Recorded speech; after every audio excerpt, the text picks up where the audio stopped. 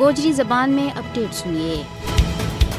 بھارت کے زیر تسلط جموں کشمیر دنیا کو وہ بد نصیب خطہ ہے جیت انسانیت کی قائق قدر و قیمت نہیں ہے۔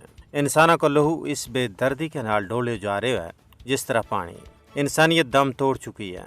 فرعونیت نے اپنا تمام ریکارڈ مات کر دیتا ہے۔ ہر پاسے انسانی لہو کی چھنڈک اور بارود کا دھواں نے ماحول نہ اپنا کہرامہ لیا ہوا ہے۔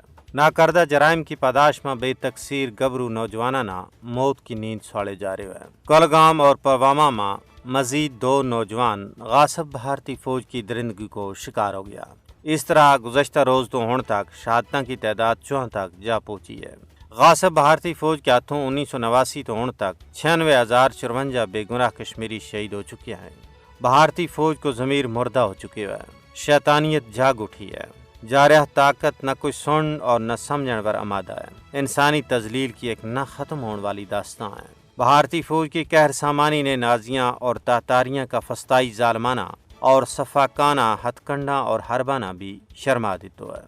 البتہ شیطان اپنا چیلاں کے ہاتھوں انسانیت کی رسوائی اور تذلیل پر شاداں فرحاں ویگو، لیکن جب ظلم اور خباثت اپنے انتہا نہ پہنچ جائے تو برو ویڑو آتا چیر نہیں ہوتو۔ بھارتی مکار حکمرانہ کی ساری چال دم توڑ چکی ہیں۔ انہوں نے جتنا زیادہ ظلم کیو اسے مناسبت نال غیور حریت پسند کشمیری عوام کا دل میں نہ صرف اپنا کاز کے نال والہانہ وابستگی اور محبت پیدا ہوئی بلکہ بھارت کے تئیں نفرت کا جذبات میں بھی بے حد باد ہوئے ہے۔ یہی وجہ ہے کہ نوخیز فرزندان کشمیر جوگ در جوگ تحریک میں شامل ہو کر غاصب بھارتی فوج پر قہر الہی بن کے بھر رہے ہیں اور اپنی سجیلی جوانیاں کا نذرانہ بھی پیش کر رہے ہیں۔ کشمیری عوام کا بلند جذبات و احساسات نہ دیکھ کے بخوبی کیوں جا سکے کہ کامیابی انہوں کو مقدر ہے۔